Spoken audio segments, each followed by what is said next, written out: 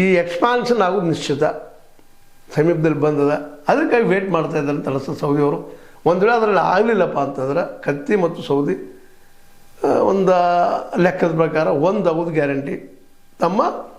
ತಮ್ಮ ಅಧಿಕಾರ ಉಳಿಸ್ಕೊಳಿಸಲು, ರಾಜಕೀಯ ಅಧಿಕಾರ ಉಳಿಸ್ಕೊಳ್ಳೋ, ಏನು ಮಹಾನ್ ರಾಜ್ಯಕ್ಕಾಗಿಯೋ ಅಲ್ಲಿ ಜನರಿಗಾಗಿ ಅಂತಲ್ಲ, ತಮ್ಮ ಅಷ್ಟು ಉಳಿಸ್ಕೊಳ್ಳೋ ಒಂದಾಗುವ ಎಲ್ಲ ಸಾಧ್ಯತೆಗಳಿದ್ದಾವೆ.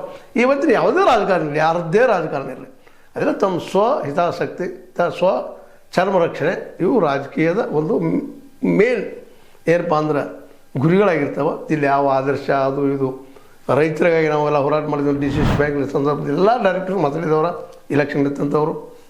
ಮತ್ತು ಇವತ್ತು ಏನು ಮಾಡ್ತಾ ಇದ್ದಾರೆ ಅಂತ ನೋಡ್ತಾ ಇದ್ವಿ. DCC ಬ್ಯಾಂಕ್ನ ಹೆಚ್ಚಿನ ಫಂಡ್ ಯಾರಿಗೆ ಹೋಗ್ತದಪ್ಪ ಸಾಲದ ರೂಪದಲ್ಲೇ ಇಂಡಸ್ಟ್ರಿಗಳಿಗೆ, ಶುಗರ್ ಫ್ಯಾಕ್ಟ್ರಿಗಳಿಗೆ, ಮತ್ತು ಯಾವ್ದು ಮೆಡಿಕಲ್ ಕಾಲೇಜ್, ಒಟ್ಟು ಯಾವುದಕ್ಕೂ ಇನ್ನಿತರ ವಿಷಯಗಳಿಗೆ ದುಡ್ಡು ಬರುತ್ತಿರುವಂಥ, ಬಡ್ಡಿ ಬರುತ್ತಿರುವಂಥ ಕ್ಷೇತ್ರಕ್ಕೆ ಹೋಗೋದನ್ನು ನಾವು ನೋಡ್ತಾ ಇದ್ದೀವಿ. ಹೀಗಾಗಿ ತಮ್ಮ ರಾಜಕೀಯ ಸ್ವರಕ್ಷಣೆಗಾಗಿ DCC ಬ್ಯಾಂಕ್ ಇದೆ ವಿನ ರೈತರ ಉದ್ಧಾರಕ್ಕಾಗಿ ಹೇಳುವಂತಹ ಸ್ಲೋಗನ್ಗಳು ಅಲ್ಲಿ ಯಾವುವು ಇಲ್ಲ.